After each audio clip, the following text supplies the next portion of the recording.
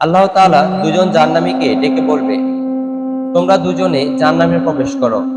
দুনিয়াতে থাকতে আমার আদেশ নিষেধ আমার প্রিয় হাবিবের দেখানো পথে চলনি, আজ তোমরা জাহান্নামে প্রবেশ করো। আল্লাহ তাআলার আদেশ পেয়ে একজন জাহান্নামী দৌড়ে দৌড়ে জাহান্নামের দিকে এগিয়ে যাবে, আরেকজন জাহান্নামী ধীরে ধীরে হাঁটতে হাঁটতে জাহান্নামের দিকে এগিয়ে যাবে।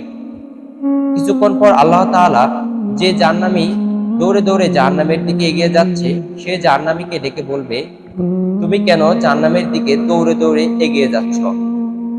তুমি কি জানো জাহান্নামে কি হয়? সে জাহান্নামীটি উত্তর দিবে, হে আমার রব, হে আমার আল্লাহ, আমি জানি জাহান্নামে কি হয়, কারণ আমি দুনিয়াতে শুনেছি জাহান্নামে কি হয়, ভয়ঙ্কর আযাব। তখন আল্লাহ তাআলা জিজ্ঞেস করবেন, তবুও তুমি কেন জাহান্নামের দিকে দৌড়ে দৌড়ে এগিয়ে যাচ্ছ?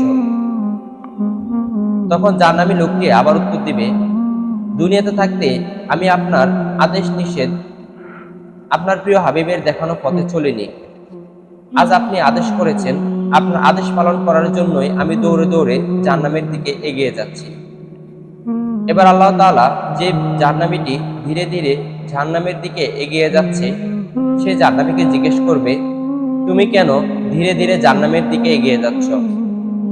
তখন সে জাহান্নামী উত্তর দিবে, হে আল্লাহ, আমি দুনিয়াতে থাকতে শুনেছি আপনি পরম করুণাময়, অসীম দয়ালু, আপনি ক্ষমাশীল, ক্ষমাকারী। আমি ধীরে ধীরে হাঁটি আর মনে মনে ভাবি আপনি আমাকে ডেকে বলবেন, হে বান্দা, আমি তোমাকে ক্ষমা করে দিয়েছি, তুমি জান্নাতে প্রবেশ করো।